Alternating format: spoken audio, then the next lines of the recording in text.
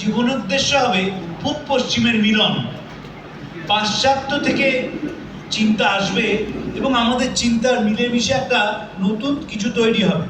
স্বামীজির দেহত্যাগের পর ভারতী পত্রিকায় রবীন্দ্রনাথ লিখেছিলেন যে বিবেকানন্দ পূব এবং পশ্চিমকে দক্ষিণে ও বামে রেখে মাঝখানে দাঁড়াতে পেরেছিলেন। এই যে পাশ্চাত্যের প্রতি আমাদের পাশ্চাত্যের চিন্তা নেওয়া এবং আমাদের চিন্তা দেওয়া 1893 সালে বা 1902 সালে সেটা কল্পনা কেউ করতে পারত, এখনো করে না।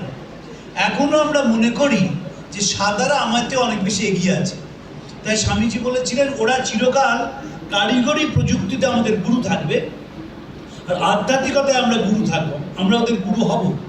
এবং জাপান সম্বন্ধে বলেছিলেন যে যদি জাপান তাদের সভ্যতার সঙ্গে আধ্যাত্মিকতাকে মেলাতে না পারে তাহলে জাপানের কি ভবিষ্যৎ হবে আমি জানি না।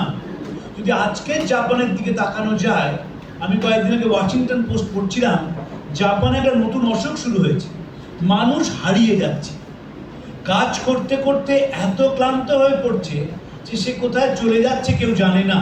এটি জাপানের একটি বড় ব্যাধি। বিবেকানন্দ প্রতি গোটা পৃথিবীতে একটা টান বাড়ছে এবং পাশ্চাত্যে একটা নতুন দল তৈরি হয়েছে, তারা বলছে SBNR, spiritual but not religious.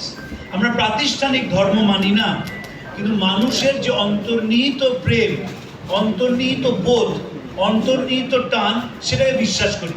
এবং সম্প্রতি অক্সফোর্ড বিশ্ববিদ্যালয়ের সোশ্যাল হিস্ট্রি যিনি বিভাগীয় প্রধান রুথ হ্যারিস, তিনি একটা বই লিখেছেন, গুরু to the world, life and legacy of Swami Vivekananda. Guru of the world না, গুরু টু দ্য ওয়ার্ল্ড। কেন গুরু টু দ্য ওয়ার্ল্ড আমি আমার সংক্ষেপ আলোচনা সেটি বোঝবার চেষ্টা করব। স্বামী যখন পাশ্চাত্য থেকে ফেরেন ভারতবর্ষে 1897 সালে মাদ্রাজে একটা বক্তৃতা দিয়েছিলেন, আগামী 50 বছর দেশমাতা তোমার একমাত্র আরাধ্যা দেবী হন, বাকি সব অকেজো দেবতা এখন ফেলে রাখলেও চলবে। সব দেবতা ঘুমাচ্ছেন, একটি দেবতা বেঁচে আছেন, তিনি তোমার স্বদেশ, তার কান এবং হাত সর্বত্র বিস্তৃত। এবং বিবেকানন্দ একমাত্র মানুষ যিনি ভারতবর্ষের কথা পাশ্চাত্যে বলেছিলেন। স্বামীজির আগে যারা বিদেশে গিয়েছিলেন, মহাত্মা রামমোহন রায়, দ্বারকানাথ ঠাকুর, সত্যেন্দ্রনাথ ঠাকুর, রমেশচন্দ্র দত্ত, অরবিন্দ ঘোষ, পরে সুভাষ বোস, তারা কেউ ভারতবর্ষের কথা বলতে যাননি। তারা হয় চাকরির পরীক্ষা দিয়ে পাশ করতে গিয়েছিলেন অথবা নিজেদের কোনো কাজে গিয়েছিলেন। বিবেকানন্দ প্রথম পাশ্চাত্যের মানুষকে শোনালেন আমাদের দেশের ইতিহাসের কথা, আমাদের দেশের মানুষের কথা, জীবন চর্চার কথা। 14 তারিখ সেপ্টেম্বর মাসে 1893 সালে স্বামীজি একটি নারী স্বাধীনতার উপর বক্তৃতা দিয়েছিলেন। বক্তৃতা পাওয়া যায় না, কিন্তু তখন যারা নারীবাদী ছিলেন আমেরিকায়, তারা স্বামীজির মাকে একটা বড় চিঠি লেখেন এবং সেই চিঠিতে তিনি জানান যে আপনার ছেলে গতকাল একটি অসাধারণ বক্তৃতা দিয়েছে ভারতবর্ষের নারী আন্দোলন নিয়ে।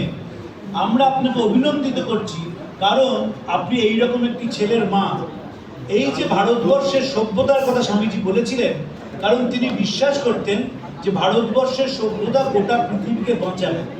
শিকাগোর শেষ বক্তৃতায় বলেছিলেন আগামী দিনে সব ধর্মের ওপর শত বাধা সত্ত্বেও লেখা হবে, বিবাদ নয় সহায়তা, মতবিরোধ নয় পরস্পরের ভাবগ্রহণ, ঐক্যতা ও শান্তি।